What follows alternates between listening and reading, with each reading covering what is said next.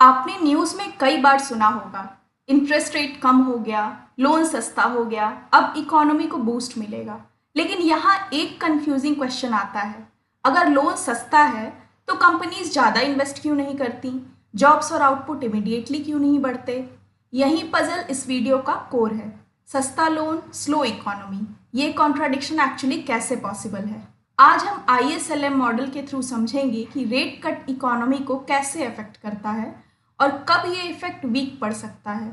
इस वीडियो के बाद आप सिर्फ डायग्राम नहीं देखेंगे, आप मैकेनिज्म समझ पाएंगे। ISLM मॉडल में स्टूडेंट्स को सबसे ज़्यादा प्रॉब्लम डायग्राम से नहीं, डायग्राम के लॉजिक से होती है। सबसे कॉमन कन्फ्यूज़न होता है मूवमेंट और शिफ्ट में डिफरेंस क्या है, कब कर्व के ऊपर मूव करना है और कब पूरा कर्व शिफ्ट करना है। दूसरी कन्फ्यूज़न, IS और LM एग्जैक्टली रिप्रेजेंट क्या करते हैं? IS गुड्स मार्केट है यानी goods output demand, LM money market है यानी पैसा, लिक्विडिटी, इंटरेस्ट रेट। और तीसरा बड़ा ट्रैप, क्या रेट कट हमेशा मैजिक बटन होता है? आंसर है नहीं। कभी कभी लो इंटरेस्ट रेट के बावजूद इन्वेस्टमेंट नहीं बढ़ता। इसी ट्विस्ट को समझने के लिए लिक्विडिटी ट्रैप और क्राउडिंग आउट इंपॉर्टेंट है। तो आइए शुरू करते हैं। इस वीडियो का सेंट्रल क्वेश्चन बहुत सिंपल है, can RBI alone revive the economy? यानी क्या सिर्फ इंटरेस्ट रेट कम कर देने से इकोनॉमी ऑटोमेटिकली रिकवर हो जाती है?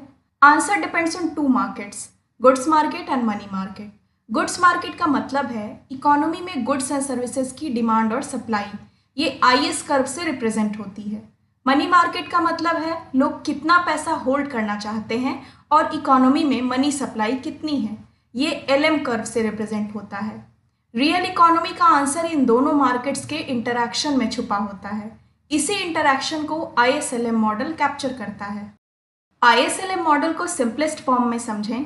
IS का मतलब है गुड्स मार्केट बैलेंस, यानी इकोनॉमी में जो आउटपुट प्रोड्यूस हो रही है उसकी डिमांड भी है। सिंपल इक्वेशन है Y = C + I + G, यानी output equals consumption plus investment plus government spending. LM का मतलब है मनी मार्केट बैलेंस। इसका बेसिक आइडिया है M/P = L/Y, यानी real money supply equals money demand. यहाँ M मनी सप्लाई है, P प्राइस लेवल है और L/Y, मनी डिमांड है जो इनकम और इंटरेस्ट रेट पर डिपेंड करती है। यहाँ हम इनकम Y से रिप्रेजेंट कर रहे हैं और रियल इंटरेस्ट रेट को R से रिप्रेजेंट कर रहे हैं। जहाँ IS और LM इंटरसेक्ट करते हैं वहीं इकोनॉमी का शॉर्ट रन इक्विलिब्रियम होता है, आउटपुट भी डिटरमाइन होता है और इंटरेस्ट रेट भी। अब सबसे पहले समझते हैं IS कर्व डाउनवर्ड क्यों होता है। IS गुड्स मार्केट को रिप्रेजेंट करता है। गुड्स मार्केट में इन्वेस्टमेंट का रोल बहुत इंपॉर्टेंट होता है। जब इंटरेस्ट रेट कम होता है, बोरोइंग चीपर हो जाती है, फर्म्स के लिए लोन लेना सस्ता हो जाता है। इससे इन्वेस्टमेंट मतलब I बढ़ सकता है। इन्वेस्टमेंट बढ़ने से एग्रीगेट डिमांड यानी टोटल डिमांड बढ़ती है। एग्रीगेट डिमांड बढ़ेगी तो फर्म्स ज़्यादा प्रोड्यूस करेंगे और आउटपुट यानी Y बढ़ेगा। मैकेनिज्म सिंपल है, इंटरेस्ट रेट फॉल करता है तो इन्वेस्टमेंट बढ़ता है, इन्वेस्टमेंट बढ़ने से एग्रीगेट डिमांड बढ़ती है, उससे आउटपुट बढ़ता है। यही रीज़न है कि IS कर्व डाउनवर्ड स्लोपिंग होती है। लोअर इंटरेस्ट रेट के साथ हायर आउटपुट कंपैटिबल होता है।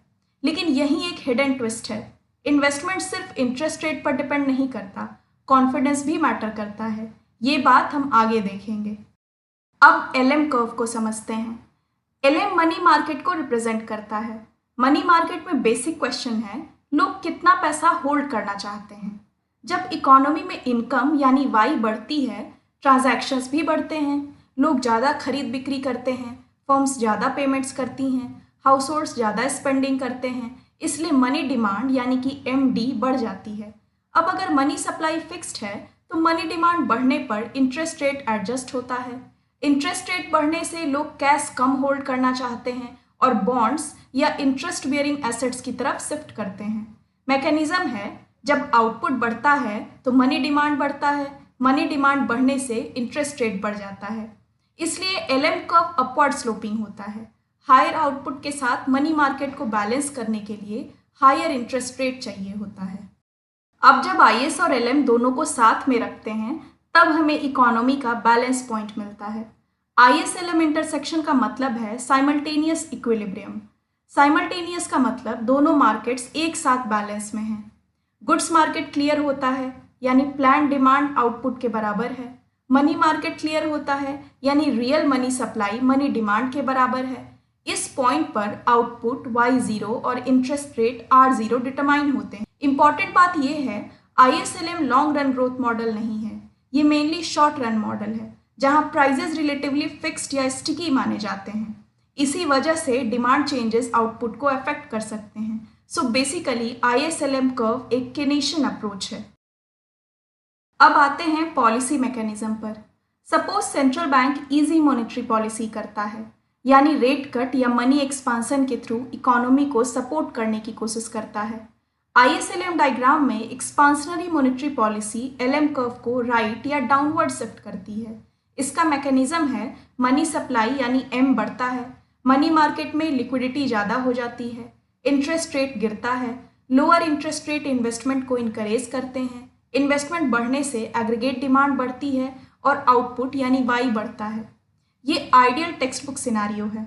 Money supply increases, that implies LM curve shifts rightward और downward, that implies interest rate falls, उसके बाद इन्वेस्टमेंट इंक्रीज होता है, फिर आउटपुट इंक्रीज होता है। लेकिन रियल इकोनॉमी में ये चेन हर बार स्मूथली कंप्लीट नहीं होती और यही वीडियो का मेन ट्विस्ट है। अब आता है सबसे important reality check. Low interest rate help कर सकता है लेकिन इन्वेस्टमेंट गारंटी नहीं करता। सोचिए एक कंपनी के पास लोन सस्ता है लेकिन अगर उसको लगता है कि डिमांड वीक है, कंज्यूमर्स खरीद नहीं रहे, फ्यूचर अनसर्टन है, तो क्या वो नई फैक्ट्री लगाएगा? शायद नहीं। यानी इन्वेस्टमेंट सिर्फ इंटरेस्ट रेट का फंक्शन नहीं है, बिजनेस कॉन्फिडेंस भी मैटर करता है। अगर कॉन्फिडेंस वीक है, फर्म्स इन्वेस्टमेंट कम करेंगी, इन्वेस्टमेंट कम होगा तो एग्रीगेट डिमांड वीक होगा, IS कर्व लेफ्ट शिफ्ट करेगी। मैकेनिज्म है फियर बढ़ता है तो इन्वेस्टमेंट गिरता है, इन्वेस्टमेंट गिरने से IS कर्व लेफ्ट शिफ्ट हो जाता है और आउटपुट कम हो जाता है। इसलिए रेट कट के बाद भी इकोनॉमी स्लो रह सकती है। चीप लोन तभी यूजफुल है जब फर्म्स को फ्यूचर डिमांड पर भरोसा हो। अब समझते हैं एक बहुत इंपॉर्टेंट कॉन्सेप्ट जिसका नाम है लिक्विडिटी ट्रैप, मैक्रो इकोनॉमिक्स का एक बहुत जरूरी हिस्सा। लिक्विडिटी ट्रैप तब होता है जब इंटरेस्ट रेट ऑलरेडी बहुत लो होता है। ऐसे सिचुएशन में लोग और फर्म्स एक्स्ट्रा मनी को स्पेंड या इन्वेस्ट करने के बजाय होल्ड कर सकते हैं। लिक्विडिटी का मतलब है कैश या इजीली यूजेबल मनी। ट्रैप का मतलब है इकोनॉमी लो इंटरेस्ट रेट के बावजूद स्टक हो जाती है। कन्वेंशनल मॉनेटरी पॉलिसी वीक पड़ सकती है क्योंकि central bank extra money supply करता है लेकिन इंटरेस्ट रेट ऑलरेडी लो होने के कारण उसका इन्वेस्टमेंट पर स्ट्रॉन्ग इफेक्ट नहीं आता। LM कर्व यहाँ पे ऑलमोस्ट फ्लैट हो जाती है जो आप डायग्राम में देख सकते हैं। इसका मतलब मनी सप्लाई बढ़ने के बाद भी आउटपुट में सिर्फ छोटा चेंज आता है। सिंपल लाइन याद रखिए, लो interest rate always means strong recovery, ये जरूरी नहीं है। अब मॉनेटरी पॉलिसी के बाद फिस्कल पॉलिसी समझते हैं। फिस्कल पॉलिसी का मतलब है गवर्नमेंट स्पेंडिंग और टैक्सेशन से इकोनॉमी को इन्फ्लुएंस करना।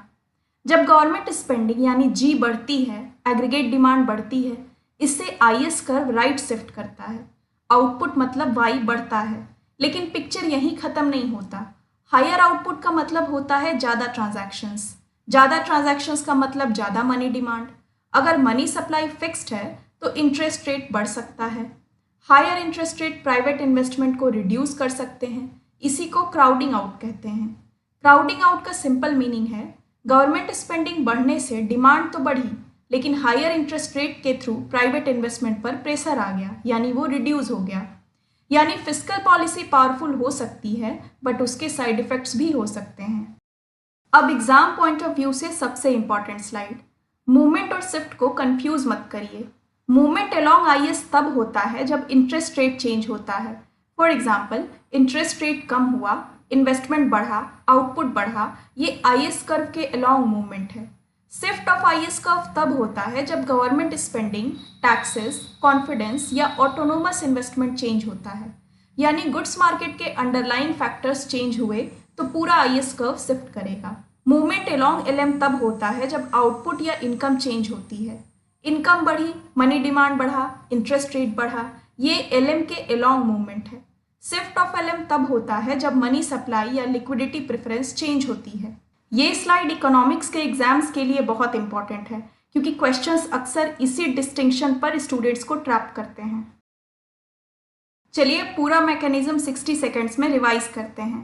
आईएस साइड गुड्स मार्केट है, यानी इंटरेस्ट रेट कम होता है, इन्वेस्टमेंट बढ़ता है, एग्रीगेट डिमांड बढ़ती है, फिर आउटपुट बढ़ता है। एलएम साइड मनी मार्केट है, इसका मैकेनिज्म है आउटपुट बढ़ता है, ट्रांजैक्शंस बढ़ते हैं, मनी डिमांड बढ़ता है और इंटरेस्ट रेट ऊपर एडजस्ट होता है। Monetary policy mainly LM curve को शिफ्ट करती है, fiscal policy mainly IS curve को शिफ्ट करती है। लिक्विडिटी ट्रैप मॉनेटरी पॉलिसी को वीक कर सकता है, क्राउडिंग आउट फिस्कल पॉलिसी के इम्पैक्ट को लिमिट कर सकता है। अगर आप ये मैकेनिज्म समझ गए तो आईएसएलएम डायग्राम रटने की ज़रूरत नहीं पड़ेगी। फाइनल टेक अवे बहुत सिंपल है। इकोनॉमी को समझने के लिए सिर्फ हेडलाइन देखना काफ़ी नहीं होता।